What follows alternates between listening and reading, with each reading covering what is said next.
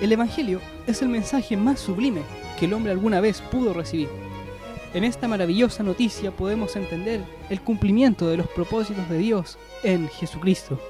El Evangelio alza a Jesús como el camino, la verdad, la vida, el único mediador por medio del cual podemos llegar a Dios y el vivo cumplimiento de los propósitos de Dios para su pueblo y para toda la humanidad. La consulta es, ¿realmente como iglesias pentecostales predicamos el Evangelio de Jesucristo? ¿O solo salimos a las calles a hablar de un sinfín de temas que no conciernen al Evangelio? ¿Cumplimos con la divina comisión? ¿O solo saturamos las oportunidades de anunciar a Cristo con una gran variedad de temas vacíos y sin dirección? Evaluaremos esto de acuerdo a la palabra de nuestro Dios. En primer lugar, ¿qué es el Evangelio?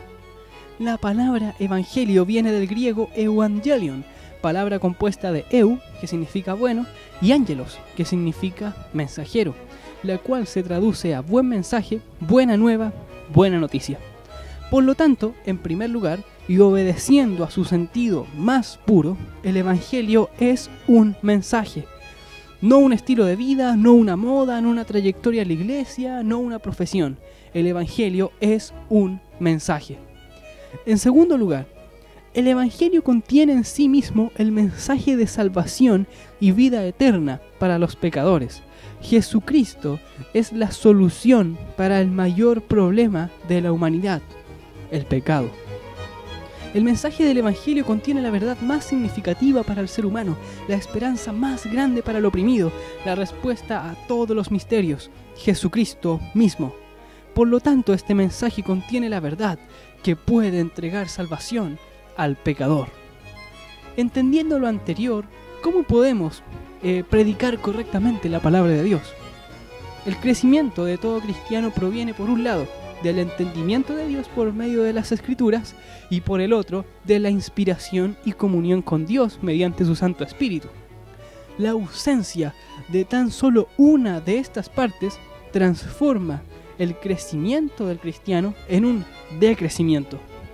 De la misma forma, un entendimiento completo del Evangelio y una anunciación apropiada y correcta demanda, por un lado, de una constante comprensión y preparación bíblica sobre el sentido y contenido más puro del mensaje del Evangelio, y por el otro lado, de la comunión, dirección e inspiración de Dios.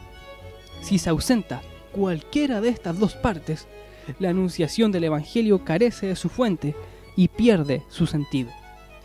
Nosotros, como pentecostales, hemos sido enseñados a improvisar más que a predicar, puesto de que se nos ha enseñado desde niños que en el momento en que salgamos a anunciar el Evangelio públicamente, no debemos preparar nada, ni siquiera pensar lo que debemos decir, solamente que el Espíritu Santo nos intentará tocar o hablará por medio de nosotros.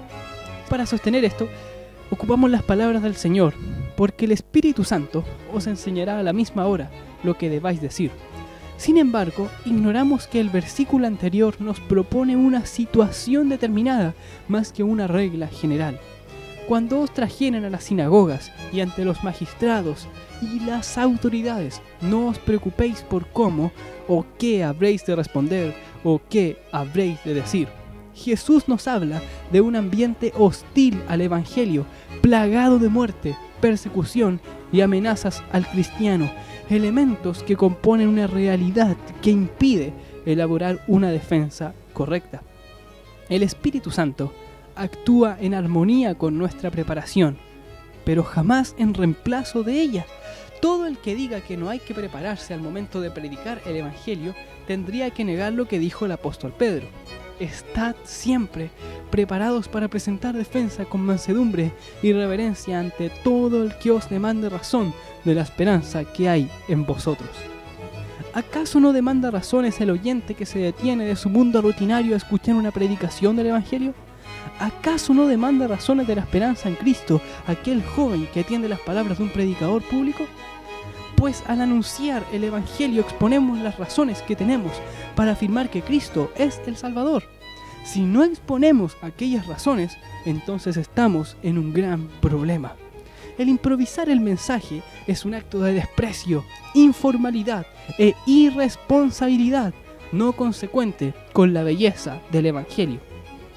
El desprestigio que nosotros hacemos del Evangelio es consecuencia de un nulo examen del concepto de Evangelio y posible causa de perdición para muchas almas. Nuestra supuesta predicación del Evangelio está sobrecargada de elementos que no conciernen a este en su máxima pureza. El problema de esto es que al saturar el mensaje podemos desviar la atención del oyente a otras temáticas que no tienen que ver con el Evangelio.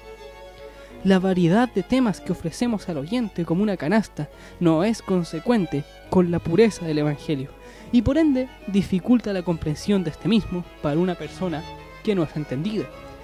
Predicamos, por ejemplo, nuestras abstinencias, exaltándonos como cumplidores de la voluntad de Dios, asegurando que no hacemos lo que el oyente hace, como asistir a fiestas, fumar, bailar, beber alcohol, etc. Sin embargo, nuestro modo de vida es el peor ejemplo que nosotros podamos predicar. Las Escrituras enseñan: si yo me justificare, me condenaría mi boca; si me dijere perfecto, esto me haría inicuo. Incluso la persona que no conoce a Cristo puede perder la esperanza en el Señor por sorprender a un hermano incurriendo en la maldad que fingió no realizar. No sea que tú también seas tentado. Nuestra forma de vida no es consecuente con la belleza del contenido del Evangelio, el cual es Jesucristo mismo. Predicamos, por ejemplo, nuestros sentimientos, diciendo que amamos a Dios y lo alabamos. Sin embargo, el oyente no puede sentir aquellas sensaciones o aquella gratitud y por lo tanto no estima el mensaje con el peso que realmente debiese tener. Los sentimientos van y vienen, pero la palabra de Dios es firme como una roca. ¿Podemos predicar elementos subjetivos que fluyen tan variablemente? ¿O debemos predicar la santa palabra de nuestro Dios? Muchas veces saturamos el mensaje del Señor con testimonios, experiencias y anécdotas que consumen todo el tiempo que disponemos para anunciar correctamente el mensaje del Evangelio. Es cierto que los testimonios tienen el poder de reforzar la fe, pero jamás deben consumir o sustituir al Evangelio. El Evangelio expone a Jesús como el centro, eje y totalidad del mensaje. Recordemos que el Señor afirmó: escudriñad las Escrituras, ellas son las que dan testimonio de mí. El testimonio que debemos predicar es el de Cristo a través de las Escrituras y no a través de nuestras propias experiencias. Muchas veces escuchamos cómo adulamos de las buenas obras al predicar en nuestras iglesias, con nuestros coros, con nuestras visitas a hogares, cárceles, etc. Al hacer eso, nos predicamos a nosotros mismos y no a Cristo. Esta suma de temas lleva al oyente un cúmulo de asuntos que dificultan en gran manera la comprensión del Evangelio.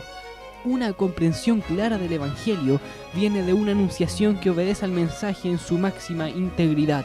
El convencimiento serio de las personas por el Señor Jesús no viene de los sentimientos ni los testimonios predicados, sino de todas aquellas evidencias que demuestran el contenido profético de las Escrituras, la inspiración de la Biblia, el cumplimiento que Cristo hace de las profecías mesiánicas, la confirmación de la igualdad con el Padre por medio de los actos del Señor, la corroboración de su sacrificio, la resurrección de los muertos y el cambio que puede ejercer en la vida del hombre al entregar una vida con propósito. Al predicar otras cosas, lo único que hacemos es alejar el mensaje del Evangelio de los oyentes. El apóstol Pablo incluso sostuvo: más si aún nosotros o un ángel del cielo os anunciare otro evangelio diferente del que os hemos anunciado, sea anatema. Queda demostrado que las doctrinas y enseñanzas humanas promueven en nuestras iglesias acciones contrarias al mismísimo evangelio, dificultan la comprensión de este y alejan al oyente del Salvador y Redentor nuestro, Jesucristo.